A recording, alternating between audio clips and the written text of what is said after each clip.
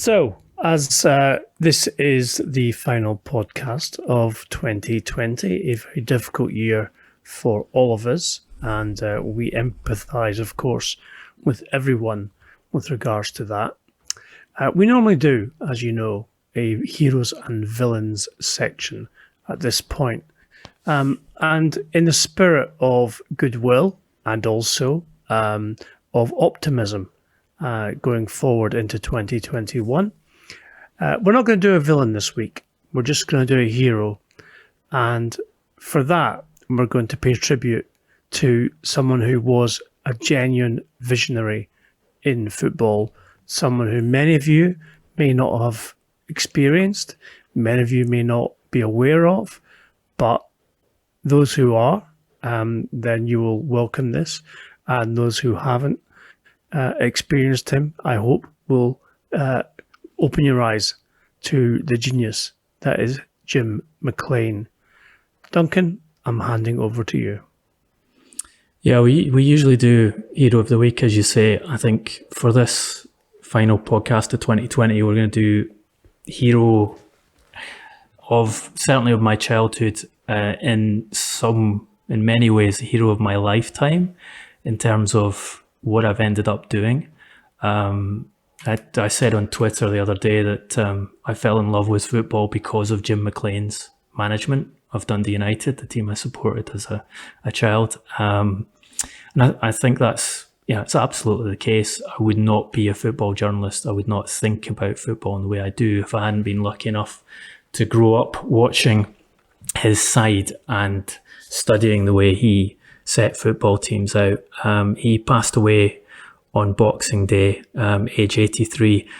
If you aren't aware of him, one of the best references you can have was what his great rival in Scottish football, Sir Alex Ferguson, and great friend throughout, basically almost throughout McLean's and Ferguson's life, said about Jim McLean as a testament. He said, "One of the greatest coaches to come out of Scotland. Certainly no one ever surpassed him. My adversaries in England were always Jose Mourinho, Rafa Benitez or Arsene Wenger. But believe me, my biggest adversary in football was Jim McLean. When you think back, it's almost absurd what he achieved. He took a club and changed it completely. He took players and made them better. His legacy in football is that anyone who came across him, whether as an opposing manager or as a player, knows he was a fantastic coach." As ever from Ferguson, I think that's a fantastic summary. I had the honour, the privilege to interview Jim McLean on the 25th anniversary of his greatest side, by his own description, the 1982-83 team that won the Scottish League, Dundee United's only Scottish title success, and then went to the semi-final of the European Cup. They would have played Liverpool in the final. They went out to Roma, having beaten them 2-0 in the first leg. Roma famously bribed the referee ahead of that match, admitted by the Roma directorate in years subsequent, because they wanted to be in that final that was being played at their home ground.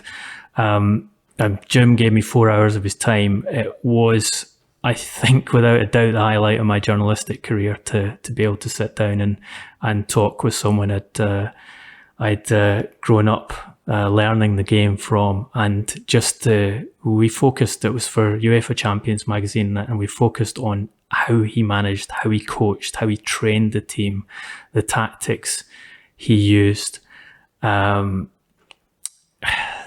things he was doing in the 1980s, which some of which are only really talked about publicly as being standard parts of the game in the last 10 years.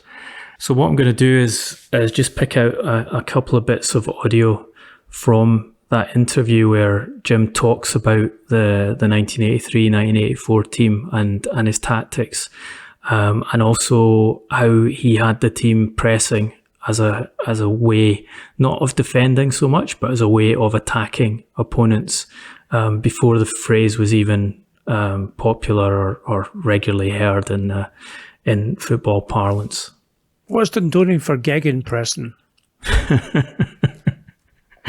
Is it just a really high press?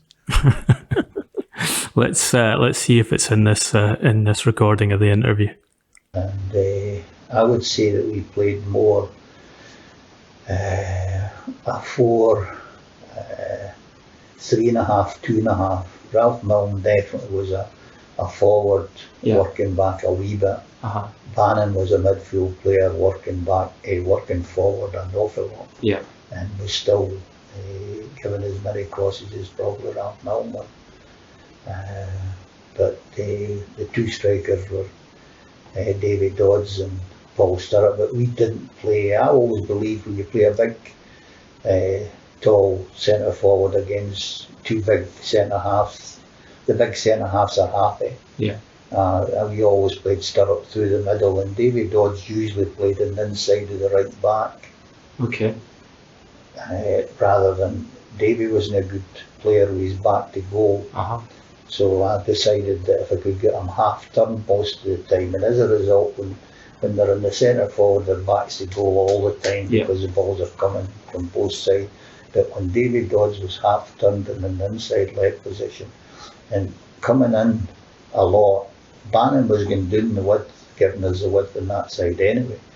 So David Dodds honestly was magnificent and scored more goals because he was coming free rather than man-marked. Yeah. And tactics are vital, and people think, and I agree they are vital, that the most important things, without any shadow of doubt, is nicking them about a wee bit here and a wee bit there to get the best out of your players. And I'll tell you something, David Dodds would never have been as good a player playing as a centre forward against two centre halves. Because his movement wasn't fantastic as a centre forward back to goal. Yeah. But when he was half turned, he was brilliant. And the balls he won in the air, even fighting the right back instead of fighting against big centre halves. And there was definitely, there's no way we were a straightforward 4-2-4 or a straightforward 4-4-2 either, because we definitely, even now and again, David Dodds would be working back. It could have been a 4-5-1, but straight lines. I don't like straight lines in tactics anyway. And we definitely, David Neary, for instance, was always the one that was the Willie Miller type player, the cover centre half, and most of the balls in there, Paul Hegarty went for between the two centre halves, and David Neary was the one that brought them up for the back and kept them up for the back, which was vital because we believed in defending 10 yards inside their half rather than defending your own box. If you defend your own 18-yard box, you lose goals. You will always lose goals. So we definitely defended early with the forwards defended, starting to defend, but we allowed them to start somewhere around 10 or 15 yards in the other half, not your half, in the other half. And as a result, it made David Neary kept the back four up. Because if David Neary went away back, it was stupid defending early. Yeah. But we could defend early, in particular in Europe, because of David Neary and Paul Hegarty and Richard Goff and Maurice Malpass staying up the pattern, making sure it was condensed. We used to tell them the circle of the park, and they had to be up at the circle, which was 10 yards in their own half. And when the opposition got possession of the ball and the goalie and whatever, they had not to retreat anywhere past 10 yards. We allowed 10 yards into our own half, and they had to stay up as much as they possibly could. David Neary was the one that kept them up. Because slower players, Paul Hegarty would rather have defended a wee bit further back. But the further you go, the more easier it is for them to get a shot at goal, whatever. In terms of getting the ball from the opposition, because I mean, people talk about pressing now. I never heard the word pressing until. Well, it's simple. If Paul Sturrock wins the ball, not that he ever did. If David Dodds wins the ball off a defender, You've actually only done 2 second halves to beat the goalie at the most. Now, what chance of a goal have you got, or if David Neary wins the ball? I'd rather David Dodge win a goal. If David Neary wins it, then the whole team will go through. Uh-huh. The goalie gets it, then the whole team will go through. Uh-huh. And it's simple. Defend early. And it's not you don't lose goals. It's more important that you get score goals and the chances you get. That's the wrong statement, actually. It's equally important. But honestly, defend early. We were brilliant in Europe and away from home. We used to love away from home. And we definitely lived on defending 10 yards in their half. Yeah. Don't go stupid and defend away at their 18-yard box or that. Let them have the ball in their 18-yard box. But once they progressed to halfway down their half, that's when we then went as a unit. And when you're condensed in the whole length of the park, with loads of spaces, when you're condensed in half the length of the park, even less than half, because David Neary and them had to keep up well out the 18-yard ball. Yeah. At the end of the day, you're not giving them space. When you have possession of the ball, space is vital. When they have possession of the ball, space is vital to condense, to not give them space. Do you understand that? Yeah. Yeah. So you want space when you've got the ball. Yeah. You don't want them to have space when they've got the ball. Yeah. You want the numbers, kind of, if Paul Sturrock run at a defender, for instance, he had to be supported by David Dodds and Ralph Milne and the midfield, or he didn't do it. Yeah. It was a waste of time doing it. Yeah. And they get one player running and pressing the ball. So that was Duncan Castles interviewing Jim McLean. Again, as I said, a visionary in football. Interesting, Duncan, when he said about defending in the 10 yards into the opposition half, that was in 1983-84. And Pep Guardiola and Jurgen Klopp have received huge amounts of credit and plaudits for doing the press now, both in the 2000s and obviously in the last just 5 or 6 years. And yet there was Jim McLean doing it with Dundee United in that period. It's almost like, well, he invented that high press and other people have copied it since and used it much to their advantage with regards to achieving success. Yeah, I asked him about that and asked where he'd picked up that technique, and he said it was just something he'd learnt thinking about football through the course of managing. Like many of the other techniques and tactics he was using. I mean, he talks very generously about Largs, the SFA coaching school on the west coast of Scotland, actually, where he shared the room with Alex Ferguson when we're taking their badges at the same time, and tells a funny story about how Ferguson copied for his exam a exercise that McLean had done at Largs earlier that week. I can't imagine there being many teacups that were still intact in that particular room. I think, if I remember correctly, Ferguson had just come back from his wedding, so he effectively spent his honeymoon with Jim McLean in a hotel room in Largs. But no better person to spend your honeymoon with. If you want to be successful in your footballing career, you certainly get advantage from it. But Largs, he was talking about how there was a standard way of building attacks that were taught there, which was right back passing to the right winger and then right back overlapping the right winger, and right winger had to give it back to him, put a cross in. He said, look, the education we got there was great, but why would you want to do that? You're just letting the opposition defence come back. Once you get your winger one-on-one against the full-back, get him to attack the full-back. And if you can get 4 or 5 good balls in during the game, that's 4 or 5 good scoring opportunities. Talking about using diagonals across the field and bypassing midfield. Talking about possession being far, far less important than penetration. He's saying possession can be useless if all you're doing is holding the ball but not creating chances.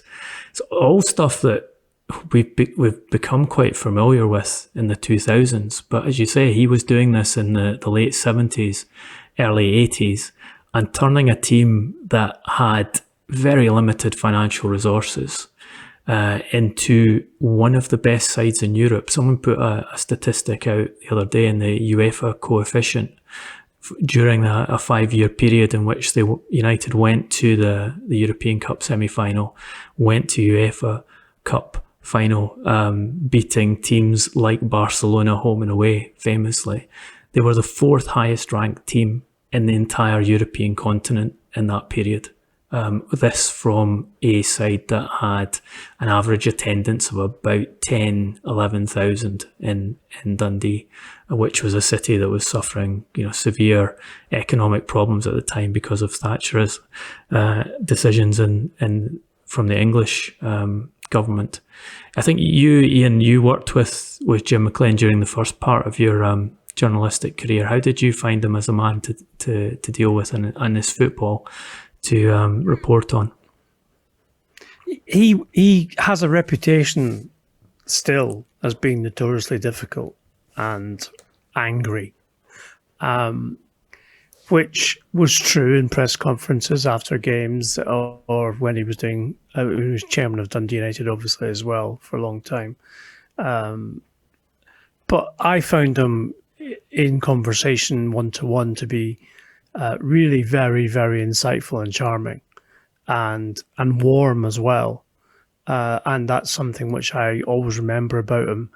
And also, I think, something he instilled in his players, because I had dealings with several of his players subsequently, notably most Paul Sturrock, and the way they speak about him as a father figure, but also as someone who educated them and whom they respected and loved for everything he'd done for them, was something which I've always remembered. And when I heard of his death earlier this week, I thought about that and how those people who he affected profoundly in their careers must have felt on hearing of his death. But as I said right at the beginning of when we introduced this section, he was a visionary, something which people don't normally or would not normally say or think about a man who was born and bred and made his career at one football club and not one of the recognised superpowers of even Scottish football, never mind European football. And so I pay my respect to him. And in a year when we've lost many of our footballing heroes, I really, really, really hope that Jim McLean is currently coaching Diego Maradona in a five-a-side game somewhere in heaven. So, the final podcast of the transfer window in 2020. We wish all of our subscribers and listeners a very happy new year. As we have mentioned, it has been a very trying and testing time over the last 10 months or so for everyone. And we fully hope and would like things to get better next year. What you can depend upon is that the Transfer Window podcast will be your beacon of light with regards to news and analysis and insight, as we have been throughout the last year. If you have liked what you've heard this year, please leave a 5-star review on iTunes. You can subscribe to the Transfer Window podcast on YouTube. Please turn on all notifications and you will be first to hear when we've published a new pod. Please join the discussion, and we thank you very much for this year's contributions from you.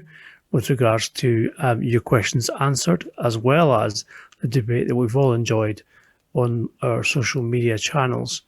Those channels, of course, are at Transfer Podcast on Facebook, Instagram and Twitter. And with Duncan and I individually, Duncan's on at Duncan Castles and I'm at Garbo SJ. We will be back next week in 2021. And until then, as I said, have a happy new year. Stay safe, be well, and thanks for listening.